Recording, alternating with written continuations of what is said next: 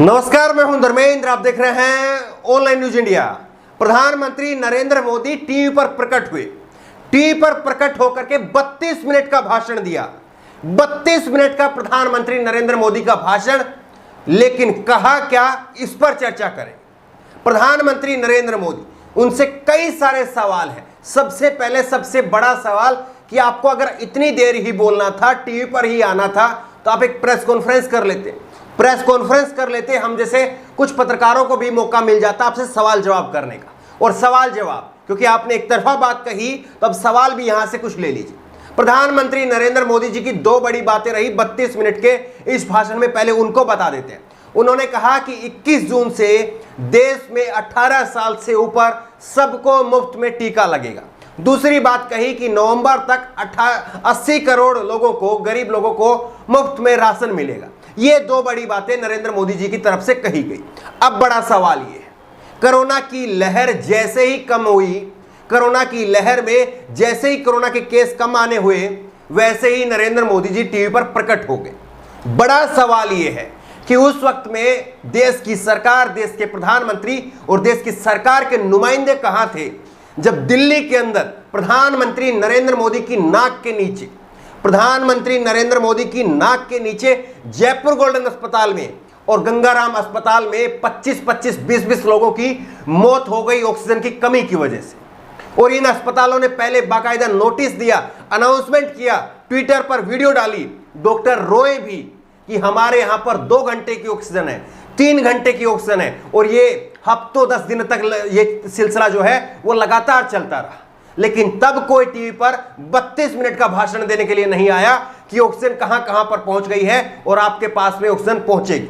लेकिन लोग मरते रहे नरेंद्र मोदी जी की नाक के नीचे दिल्ली के अंदर। जयपुर गोल्डन अस्पताल और गंगाराम अस्पताल, जो कि सबसे बड़े अस्पतालों में गिने जाते हैं, उन अस्पतालों में 20-20, 25-25 लोगों की मौत हुई है। इस बात को मत भूलिए। अब बात करते हैं प्रधानमंत्री नरेंद्र मोदी जी के आज के संबोधन पर। उन्होंने नहीं बताया कि देश की 6.5 करोड़ वैक्सीन को बाहर क्यों भेज दिया गया। यह प्रधानमंत्री नरेंद्र मोदी ने इसके ऊपर जवाब नहीं दिया। प्रधानमंत्री नरेंद्र मोदी ने इस बात पर जवाब नहीं दिया कि हमारे देश ने 7 महीने की वैक्सीन ऑर्डर में देरी क्यों की। इस बात का जवाब उनकी तरफ से नहीं आया। प्रधानमंत्री नरेंद्र मोदी जी मई और अप्रैल के महीने में, जब लोग मर रहे थे, लोग पूछ रहे थे कि कहां पर ऑक्सीजन है, कहां पर वेंटिलेटर है, उस वक्त में नरेंद्र मोदी जी दीदी ओ दीदी कहकर के बंगाल में चुनाव प्रचार कर रहे थे। और आज 32 मिनट का भाषण देकर के कहते हैं कि हमने देश को बचा लिया। अगर पहले की सरकार होती और पहले की तरह से वैक्सीनेशन होता तो सालों लग जाते। और अब हम यहां पर साल के अंत तक घोषणा कर दी उन्होंने कि साल के अंत तक हम वैक्सीनेशन कंप्लीट कर देंगे। लेकिन डेडलाइन नहीं बताई, तारीख नहीं बताई कि किस तारीख तक ये वैक्सीनेशन कंप्लीट हो जाएगा। इस बारे में कोई तारीख नहीं दी गई। यानी ये कुछ वैसा ही है कि 2 करोड़ रोजगार मिलेंगे, कब तक मिलेंगे, कब मिलेंगे, कहां से मिलेंगे, कोई अता पता नहीं है। वैक्सीन जो है वो 21 जून से फ्री हो जाएगी। अब 21 जून से वैक्सीन फ्री हो जाएगी, ये कहा गया है। वैक्सीन है कहां पर? पहले मोदी सरकार ने कहा था कि जून से प्रतिदिन 1 करोड़ लोगों को वैक्सीन लगेगी। लेकिन अभी वैक्सीन लग रही है करीब 30 से 35 लाख लोगों को प्रतिदिन। तो ऐसे में वैक्सीन नहीं है। आप कह रहे कि 21 जून से सबको फ्री में वैक्सीन लगेगी, तो वैक्सीन मिलेगी कहां से? और अब सबसे बड़ी बात यह कि हमने पहले ही घोषणा की थी, उसके बारे में आपको बताते हैं। उसके बाद में राहुल गांधी, जिसको पप्पू कहा जाता है, उन पप्पू की भविष्यवाणी भी कैसे नरेंद्र मोदी के ऊपर सच साबित हुई, वो भी आपको बताएंगे। पहले हमारी ये भविष्यवाणी आप देखिए। ये ट्वीट है 2:06 पर 7 जून को प्रधानमंत्री नरेंद्र मोदी ने जब कहा कि वो 5 बजे संबोधन देंगे, तो 2:06 पर मैंने ट्वीट किया था। और इस ट्वीट में क्या लिखा था? देश के नाम संबोधन में पीएम मोदी इन मुद्दे पर नहीं बोलेंगे। तभी कह दिया था कि नरेंद्र मोदी जी इन मुद्दों पर नहीं बोलेंगे। डीजल पेट्रोल के दाम पर, गिरती हुई जीडीपी पर, सरसों तेल के दाम पर, महंगाई पर, बेरोजगारी पर, इन मुद्दों पर नहीं बोलेंगे। और अभी 2 घंटे पहले एक वीडियो जारी की और उस वीडियो में कहा था कि लोगों को डायरेक्ट पैसा चाहिए, कोई पैकेज चाहिए, लेकिन वो कोई पैसा देशवासियों को नहीं मिला। ये भविष्यवाणी पूरी तरह से नरेंद्र मोदी के बारे में बिल्कुल सटीक बैठी है। हाँ, ये जरूर कहा था कि उनका भाषण 15 से 18 मिनट का होगा, लेकिन वो आपको 32 मिनट तक सुनना पड़ा। इसमें हम जरूर जो है वो दोषी हैं, हम जरूर कसूरवार हैं। लेकिन आप देखिए कि राहुल गांधी, जिस राहुल गांधी को पप्पू बताया जाता है, उस राहुल गांधी की भविष्यवाणी किस तरह से लगातार नरेंद्र मोदी के ऊपर उनकी सरकार को आखिरकार माननी पड़ती है, ये आप देख लीजिए। राहुल गांधी ने सबसे पहले, ये आप देखिए 14 मई को राहुल गांधी ने ट्वीट किया था। और राहुल गांधी ने ट्वीट करके क्या कहा 14 मई को? केंद्र सरकार की वैक्सीन नीति समस्या को और बिगाड़ सकती है जो भारत नहीं झेल सकता। वैक्सीन की खरीद केंद्र को करनी चाहिए, वितरण की जिम्मेदारी राज्यों को देनी चाहिए। और आज यही बात नरेंद्र मोदी जी ने कही है। नरेंद्र मोदी जी ने कहा है कि केंद्र सरकार वैक्सीन खरीदेगी और राज्यों को देगी। यह बात 14 मई को राहुल गांधी कह रहे थे। करीब जो है वो 1 महीना पहले, 21 दिन हो गए हैं कुल अगर देखें तो 21 दिन पहले जो है राहुल गांधी ने बात कही थी।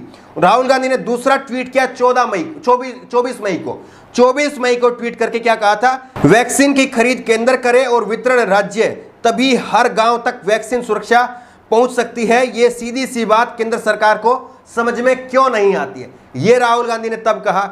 और ये 2 दिन पहले राहुल गांधी की तरफ से ट्वीट करके कहा गया कि वैक्सीन की खरीद केंद्र करे और वितरण राज्य करे। मैं ये कहता आ रहा हूं, वैक्सीन वितरण की निष्पक्ष नीति के अभाव में मोदी सरकार की असमानता ऐसे ही परिणाम देगी। तो ये राहुल गांधी लगातार कहते रहे, बार बार कहते रहे कि उनको ये बात क्यों समझ में नहीं आ रही है, लेकिन लगातार कहने के बावजूद ये बात समझ में नहीं आई। और सबसे बड़ी बात ये है, 5 जून को आज 7 जून है और 5 जून को देश के सुप्रीम कोर्ट ने मोदी सरकार की वैक्सीन नीति पर सवाल उठाए थे। देश के सुप्रीम कोर्ट ने क्या कहा था? आज तक की खबर आप देख लीजिए। मनमानी व तर्कहीन है ये वैक्सीन नीति। 18 से 44 एज ग्रुप के टीकाकरण पर सुप्रीम कोर्ट की तल्ख टिप्पणी। सुप्रीम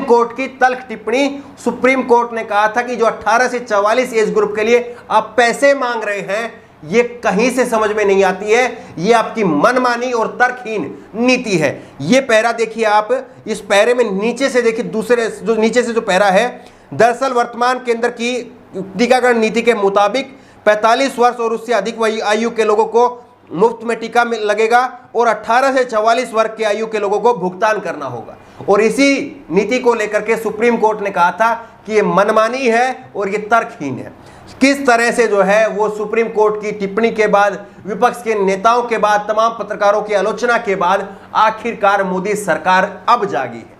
लेकिन इतने दिनों के जागने के बीच में कितने लोगों ने अपनी जान से हाथ धो दिया होगा, इस बात का भी एक आकलन होना चाहिए।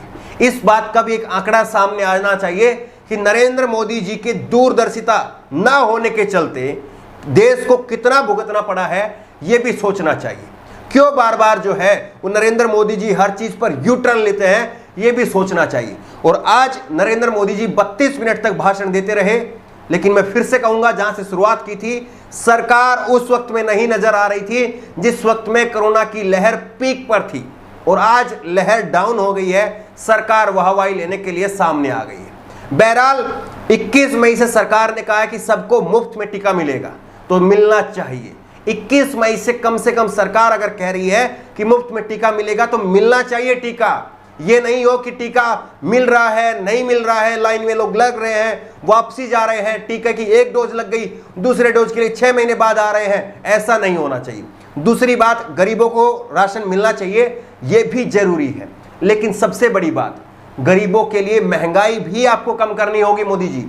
गरीबों के लिए बेरोजगारी जो बढ़ रही है उसको भी खत्म करना होगा, क्योंकि वैक्सीन का टीका, जो कोरोना का जो टीका है, वैक्सीन है, वो तो 300, 350, 500 रुपए दे करके फिर भी कोई गरीब आदमी एक बार जुटा करके लगा लेगा। लेकिन जो रोज रोज उसकी जेब से पैसे जा रहे हैं, जो रोज रोज महंगाई के नाम पर उसकी जेब कट रही है, उसकी रखवाली कौन करेगा, उसके लिए कौन चौकीदार आएगा, यह सवाल भी पूछा जाना चाहिए। बहरहाल प्रधानमंत्री नरेंद्र मोदी जी के संबोधन को लेकर के आपकी राय क्या है, नीचे कमेंट बॉक्स में अपनी राय जरूर दें। और इसी तरह की तमाम खबरों के लिए ऑनलाइन न्यूज इंडिया सब्सक्राइब करें, साथ में जो बेल आइकन है घंटी उसको जरूर दबाएं, ताकि जैसे कोई वीडियो अपलोड करें उसकी नोटिफिकेशन आपको तुरंत मिल सके।